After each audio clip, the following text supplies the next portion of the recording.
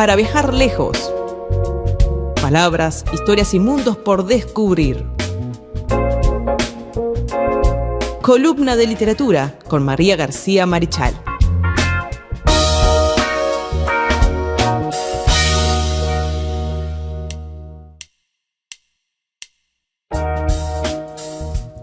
Continuamos en esta mañana disfrutando de Punto de Partida y también de las distintas columnas. Hoy, como todos los martes, columna de literatura con María García Marichal. ¿Cómo estás, María? Muy bien, Carlos. Contentísima de nuevo de estar aquí en Radio Libertador. Audiencia, que tengan una excelente mañana. Un abrazo a cada uno y a cada una de ustedes. Muy bien, bueno, acordate que te puedes comunicar con nosotros al 091-99-1210, más 598 si estás fuera del país, 091-99-1210. Nos mandas tu WhatsApp o Telegram, o si no, también lo puedes hacer a través de nuestras redes sociales y también YouTube, donde colgamos todos los contenidos ahí en video, así que ahí podés encontrar todo, que siempre hay alguna perlita, algún bonus track después de la columna, algún temita, algo siempre vinculado, por supuesto, a la columna. Pero si querés también dejarnos tus comentarios, como hay gente que se comunica a través de los comentarios de YouTube, así que el saludo para todos aquellos que se comunican. Bueno, María, contame un poquito qué vamos a hacer hoy. Hoy vamos a irnos bastante atrás en el tiempo. Uh-huh. ¿A vos algún cuento te ha resultado inquietante? Bueno, sí, hay muchos. Corazón delator, por ejemplo. Oh, Edgar Allan Poe. Sí. El que acecha en el umbral. Howard Philip Lovecraft, mi escritor. Bueno, yo hoy voy a hablar del cuento más inquietante, según muchos críticos, de toda la historia de la literatura, y voy a hablar de su autor. Bien, a ver. Que se llama Algernon Blackwood. Ya me inquietaste. Ya con el nombre se inquieta cualquiera. Algernon Blackwood. Sé que quienes son muy lectores conocen a Algernon Blackwood, porque no solamente escribió este cuento que es considerado una obra de arte. Yo lo considero una obra de arte y siempre planteo que dentro del realismo, para mí, el cuento más sublime que he leído en mi vida es La muerte de Iván Ilich, de León Tolstoy, pero el cuento más inquietante que he leído en mi vida es Los sauces, de Algernon Blackwood. Está en las plataformas, Bien. Está en Gutenberg, está en otras plataformas que después yo les voy a decir. Por favor, en Cervantes, por supuesto. Sí, por supuesto. En la de La Plata La de está. La Plata también. Bueno, pueden encontrarlo. Los sauces de Algernon Blackwood es, para muchos críticos, el cuento más inquietante de toda la historia de la literatura. No lo conozco, así que bueno. Tenés que leerlo. Yo te lo recomiendo. Yo todavía me asusto, lo leí hace muchísimos años, porque mi hermano José Luis era seguidor de toda este grupo, ¿no? De la gente del palo de Lovecraft, Claro. digamos. Entonces él me hacía llegar. Claro. Y leí Los sauces cuando era muy joven. Y ahora lo volví a leer porque digo, yo tengo que leer. Sí, inquietando. Claro. Y Es vos como sabés el que lee la rata en la pared y siente la rata en la pared. Exactamente. Bueno, pero además es un cuento que lees de día y te inquieta. Ah, mira. Porque la mayor parte de las cosas pasan a pleno día en el río Danubio. Y ahora voy a hablar. Porque es un cuento, incluso desde el punto de vista geográfico, desde el punto de vista de lo que son los recursos literarios, como por ejemplo la prosopopeya o personalización, es un cuento perfecto. Bien. Es un cuento perfecto. Así que vamos a hablar un Vamos a poquito ver. de la vida y después vamos a hablar de la obra y de los sauces principalmente, ¿no? Bueno, dale. Algernon Blackwood. Algernon Henry Blackwood nació el 14 de marzo de 1869 en Shooters Hill, Kent, en el Reino Unido, y murió el 10 de diciembre de 1951. Murió viejito, tenía 82 años para Bien, la época, Bien, sí. en Londres, en el Reino Unido. Fue escritor y fue locutor de radio. Ya. Así que Sí. usted puede escribir, Compartido. caballero, ¿eh? Usted puede escribir Es también. difícil. ¿Cuál era su campo? La fantasía, el terror y la ficción. Escribió El Wendigo. Escúchame, si no es del palo de Lovecraft, ¿quién lo es? El Wendigo, El Centauro y Los sauces, su obra magna. Fue periodista también, novelista y cuentista. Bueno, de historias de fantasmas, uno de los autores más prolíficos de la historia del género y uno de los más perfectos en algunos de sus cuentos. El crítico literario S.T.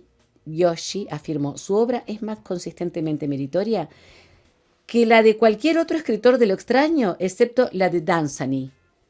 Bueno, y yo le voy a agregar de Lovecraft, por supuesto, ¿no? No puedo dejarlo de lado. Y su colección de cuentos Incredible Adventures, aventuras increíbles, Sí. podría ser la principal colección de lo extraño de este o de cualquier otro siglo, dijo Josie. Yo he leído mucho de Algernon Blackwood y les garantizo que es una maravilla. Es realmente espectacular. Blackwood, como decíamos, nació en Shooters Hill. Actualmente es parte del sureste de Londres. En aquel momento era un área rural, por supuesto, ¿no? Estamos hablando que nació en el siglo XIX. Y vivió en Crayford Manor House durante 1871 y 1880. Se educó en Wellington College. Su padre era un Sir, por lo tanto estamos hablando de que Claro. era de la aristocracia inglesa. Sir Stevenson Arthur Blackwood era administrador de la oficina de correos y su madre, Harriet Dobbs, era la viuda del sexto duque de Manchester. O sea, sangre azul no le faltaba. No le faltaba, ¿no? No. No, no. Hay historiadores que dicen que su padre, aunque era muy bueno, tenía ideas religiosas terriblemente estrechas. Después de que Algernon leyera la obra de un sabio hindú que había dejado en casa de sus padres, desarrolló un interés por el budismo y otras filosofías orientales, lo que enojó bastante al padre, por supuesto, ¿no? Te podrás imaginar. Tuvo una carrera bastante variada. Igual era muy bueno el padre y lo aceptaba a su hijo como era. Trabajó como granjero lechero en Canadá, donde también administró un hotel durante 6 meses. Fue camarero, fue modelo, fue reportero de New York Times, secretario privado, empresario, profesor de violín. No se aburría, vamos a decir, ¿no? No. Cuando vivió en Canadá también se convirtió en uno de los miembros fundadores de la Sociedad Teosófica de Toronto en febrero de 1891. Así que el padre, Sí, yo sí, entiendo porque el padre no se enojaba un poco. A lo largo de su vida adulta también colaboró como ensayista en publicaciones en periódicos, en algunos periódicos. Cuando ya estaba finalizando la treintena de años, escribió al menos 10 colecciones originales de cuentos y los narró por radio y los narró Wow. por televisión, porque además tenía imagen. Claro, claro. El hombre era muy buen mozo, tenía imagen, entonces eso le permitió trabajar en televisión. También escribió 14 novelas, muy prolífico, varios libros infantiles, varias obras de teatro, la mayoría de las cuales fueron representadas, pero ninguna fue publicada. Le encantaba la naturaleza, amaba la naturaleza y el aire libre, y muchas de sus historias, por esa razón, reflejan, como en Los Sauces, algunas de sus aventuras, porque él era un explorador. Ahora, cuando hablemos de Los Sauces, vamos a hablar de esta exploración, él la hizo, ¿no? Entonces, amaba el aire libre y la vida en la naturaleza. Para satisfacer la curiosidad por todo lo que era extraordinario, se unió a un club de fantasmas. Nunca se casó, porque casarse determinaba tener que quedarse en un lugar. Entonces él no quería ese compromiso, pero tampoco obligó a nadie a que estuviera, digamos, junto a un hombre que pasaba la vida viajando y al aire libre. Entonces yo lo admiro por eso también. No quiso casarse. Según sus amigos, era un solitario, pero era un hombre alegre, era un hombre vivaz, un hombre lleno de energía. Jack Sullivan afirmó que la vida de Blackwood se asemeja a su obra de forma más precisa que la de cualquier otro escritor en las historias de fantasmas. Al igual que sus protagonistas solitarios, pero optimistas, él era una combinación de místico, amante de la naturaleza, buscador del ocultismo, era Rosacruz, era un poco budista, un día estaba esquiando en las montañas y otro día estaba haciendo reflexiones. O sea, era un hombre, era un aventurero. Y eso aparece en su obra. A mí me encanta Algernon Blackwood. Y se nota, ¿no? Me encanta, lo admiro profundamente. Blackwood fue miembro de las facciones de la Orden Hermética de la Aurora Dorada, lo mismo que Arthur Machen. Por favor, El terror de Arthur Machen. Una de las novelas más perfectas de toda la historia con respecto a lo que es el horror y además, un ecologista. Machen fue un ecologista, porque en su obra El terror habla de una revolución dentro de la naturaleza. Y no voy a adelantar, porque si no, eso llega al final de la obra. Estoy haciendo un spoiler. Los temas cabalísticos le importaron también. Su novela El acorde humano tiene que ver con la cábala. La cábala, algún día vamos a hablar de la cábala judía. Sus 2 historias más conocidas son Los Sauces y El Wendigo. No olvidemos que sobre El Wendigo también escribió Lovecraft, ¿no? Casi siempre escribía para los periódicos y después recopilaba y editaba y podía publicar sus libros. Nadie sabe cuántas historias cortas escribió, pudo haber escrito cientos. Porque lo que pasa es que muchas se perdieron en los Claro. diarios y no fueron recopiladas. Él mismo las Ujú. perdía porque escribía tanto y además andaba tanto y viajaba y andaba en la naturaleza y en los bosques, esquiaba, escalaba, andaba en canoa. Entonces era muy difícil establecer cuántas historias escribió. Aún ahora se buscan las historias de Blackwood. El centauro, que alcanza su clímax en la visión de un viajero de una manada de las criaturas centauro. Imagínate, un viajero que encuentre una manada de centauros. Ya si No, encontrás uno. un centauro, Sí. ya Una por manada. favor, es una manada. Julius Le Vallon, la secuela El mensajero brillante, empezó a escribir secuelas de sus propias obras. Tratan sobre la reencarnación y la posibilidad de una nueva evolución mística de la conciencia humana. Tuvo una correspondencia muy importante con Peter Penzold, otro escritor y pensador, y dice: mi interés fundamental, supongo, reside en las señales y pruebas de otros poderes ocultos en todos nosotros. En otras palabras, en la extensión de las facultades humanas. Estas son palabras de Blackwood, ¿eh? Por consiguiente, muchos de mis relatos tratan sobre la extensión de la conciencia. ¿Vieron que la semana pasada hablamos justamente de Alejo Carpentier? Ujú. Y él hablaba de la conciencia expandida. O sea, supongo que Alejo Carpentier, esto es una suposición, leyó a Algernon Blackwood. Sigue diciendo, un tratamiento especulativo e imaginativo de posibilidades que trascienden nuestro ámbito normal de conciencia. Además, todo lo que ocurre en nuestro universo es natural, regido por la ley. Pero una extensión de nuestra limitada conciencia normal puede revelar poderes nuevos y extraordinarios. Y la palabra sobrenatural me parece la más adecuada para describirlos en la ficción. Creo que es posible que nuestra conciencia cambie y crezca, y que con este cambio podamos llegar a percibir un universo nuevo. Un cambio en la conciencia, en su naturaleza me refiero, es algo más que una mera extensión de lo que ya poseemos y conocemos. Vos fíjate qué pensamiento para un hombre nacido a fines del siglo XIX, ¿no? Escribió una autobiografía de sus primeros años, Episodios de antes de los 30 se llama. Y existe una biografía de Starlight Man de Mike Ashley, que está muy, muy linda, me han dicho. Yo no la he leído. Sufrió varios derrames cerebrales, Oh. pobrecito.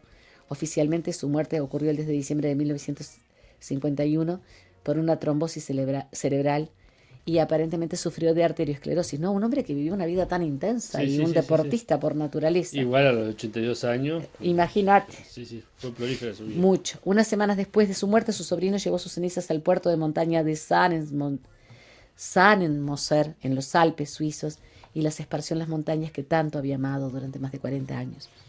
Yo los invito, ahora voy a leer un fragmento de Los Sauces, que para mí es un cuento perfecto. Un cuento perfecto. Creo personalmente, con El que acecha en el umbral de H.P. Lovecraft, para mí, personalmente, es el cuento más inquietante. Por eso en esta columna hablamos del cuento más inquietante. ¿Me permitís leer un fragmento? Por supuesto, claro. Antes de leerlo, quiero aclarar que es una descripción geográfica impresionante. Bueno, ahí tenés tu pasión. Acá está mi Ray, ¿qué quieres? Geografía y literatura. Por supuesto. Hace Ujú. una descripción del río Danubio tan maravillosa desde el punto de vista geográfico. Mira, tenés ahí. Es que está en el cuento. Claro. Y por eso la voy a leer. Ah, bien. Es una prosopopeya perfecta, es una personificación del río Danubio. Ujú. El río Danubio, ustedes saben, nace en la Selva Negra, en Baviera, al sur de Alemania, y va recorriendo países del centro de Europa y recibiendo afluentes, entre ellos el Inn, el río Inn, que es un río muy tumultuoso. Todo río tiene tres sectores. El alto cauce o el sector alto del río, ¿no? El cauce alto, o alto curso se le llama también, que es un naciente donde el río es sumamente, erosiona mucho porque es muy bravo. El río cae, Claro. precipita, entonces va erosionando mucho y va formando su propio cauce, va formando el propio lecho donde va a correr. Claro. Ese es el curso alto del río o su cauce alto. Después tenemos el curso medio, que es donde el río pasa lo que llama Blackwood, su juventud y su adultez, donde el río se profundiza, arrastra mucho material, va depositando en sus márgenes. Y luego tenemos el curso inferior, que es donde el río envejece, se enlentece, se abre en brazos. Es donde el río deposita más, es la mayor depositación. Aquí, por ejemplo, en este caso, en el caso del río Danubio, cuando desemboca en el Mar Negro, es donde se forman las islas de su desembocadura, ¿no? De su delta, del delta del río Danubio. Bueno, pero él lo hace de una manera... Una clase de geografías plus. Pero él lo hace magistralmente. Después de salir de Viena, y mucho antes de que uno llegue a Budapest, el Danubio entra en una región singularmente solitaria e inhóspita, donde sus aguas se extienden más allá de sus márgenes, en vez de seguir un canal principal, convirtiendo su vega, la vega es el valle del río, su vega, durante millas y millas, en un pantano cubierto por un vasto mar de achaparrados arbustos de sauce.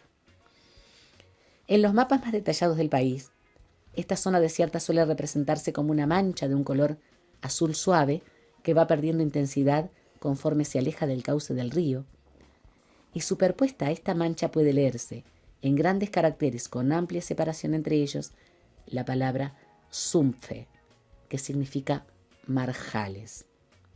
Vienen a ser áreas pantanosas, humedales. Claro.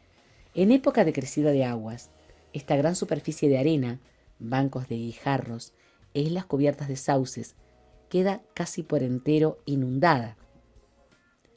Pero en temporadas normales, los arbustos se doblan y crujen al capricho de los vientos libres, mostrando sus hojas de plata a la luz del sol, en una llanura de desconcertante belleza y en continuo movimiento. Estos arbolitos de ramas péndulas, no poseyendo troncos rígidos, nunca acaban de alcanzar la dignidad de árboles. Permanecen como humildes arbustos, con sus copas de suave contorno redondeado, balanceándose sobre esbeltos tallos que responden a la menor presión del viento, flexibles como largas hojas de hierba y movedizos hasta el punto de dar la impresión de que toda la llanura está viva y en continuo movimiento, pues las ráfagas envían olas que suben y bajan a lo largo de toda su extensión. Ondas de hojas en vez de ondas de agua. Un oleaje verde como el del mar hasta que las ramas se dan vuelta y se elevan, dando paso a una marejada blanca y plateada al quedar expuesta al sol la cara inferior de las hojas. Contento de poder fluir lejos del control de sus rigurosas riberas, el Danubio se pasea aquí a su libre albedrío por la intrincada red de canales que se intersecan entre las islas fluviales con amplios cauces por donde las aguas se vierten con gran algarabía, creando remolinos, remansos y espumosos rabiones, erosionando los bancos de aluvión, llevándose consigo porciones de tierra y grupos de arbustos de sauce y formando nuevas e innumerables islas que a diario cambian de forma y tamaño y que poseen, en el mejor de los casos, una vida efímera, ya que la época de crecida pone fin a su existencia. ¿Viste qué descripción geográfica? Sí. Impresionante. ¿Y un poquitito más? Por supuesto. Y dejamos. Hablando con propiedad, esta fascinante faceta de la vida del río se inicia poco después de salir de Presburgo, y nosotros, en nuestra canoa canadiense, con la tienda de campaña y la sartén a bordo, la alcanzamos en el punto álgido de la impetuosa creciente a mediados de julio. Estamos hablando del verano europeo. Esa misma mañana, mientras el cielo enrojecía con el crepúsculo, poco antes de la salida del sol, nos habíamos deslizado rápidamente a través de una Viena aún dormida, dejando a nuestra espalda un par de horas más tarde un simple borrón de humo en lontananza recortándose contra las colinas azules de Wienerwald. Nos desayunamos aguas abajo de Fischeramt, al abrigo de un boscaje de abedules que rugían al viento. A continuación, fuimos llevados por la agitada corriente más allá de Orth, Hainburg, Petronell, el antiguo Carnuntum romano de Marco Aurelio, y así sucesivamente bajo las ciñudas cumbres de Telsen en un espolón de los Cárpatos, donde la marca fronteriza serpenteaba en silencio a nuestra izquierda y se cruza la frontera entre Austria y Hungría. Estamos hablando de una descripción geográfica Sí, sí. tan impresionante y tan metafórica, Claro, eso. tan eso, poética, sí. tan bella. Pero esto no es nada.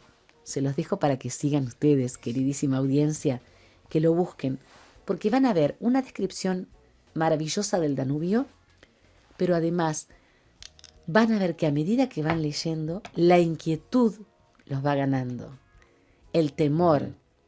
Yo después de esto, jamás en mi vida me subiría a una canoa con nadie para recorrer el río Danubio. Si quieren leer un cuento inquietante, léanlo, Los sauces de Algernon Blackwood. Para mí, un cuento perfecto. Y el cuento inquietante. Muy bien. Bueno, muchas gracias, María. No, para mí entonces. es un placer estar Esto contigo. está en plataforma, ¿no? Por supuesto, Está sí, en- sí, sí. dijiste, en Gratuito. La Plata. La Plata, Cervantes. Gutenberg, que es muy buena, Cervantes, por supuesto, tiene todo. Bueno, y pueden buscar otras. Literalia también lo tiene. Hay Sí, pero la de La Plata es muy completa. la igual de que La Plata es Cervantes. completísima. Yo me sorprendí. ¿Te acordás que la Sí. buscamos juntos cuando empezamos con los programas? Es interesantísima. Cervantes también la tiene porque Sí. Blackwood es un gran escritor. Está Sí. catalogado como uno de los grandes escritores de principios del siglo XX. Como les digo, aquellos que les gusta horrorizarse, atemorizarse aún a pleno día y bajo el sol, lean Los sauces de Algernon Blackwood, y toda la obra de Algernon Blackwood es maravillosa. Bueno, gracias, María, y nos reencontramos la próxima. Es un ¿vale? placer. Hasta la próxima, audiencia. Un abrazo para cada uno y cada una de ustedes. Nos vemos el martes próximo. Desde Vergara y para todo el mundo. Una radio con propósito.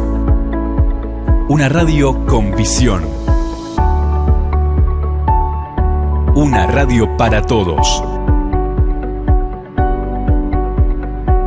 El Libertador, 1210 AM.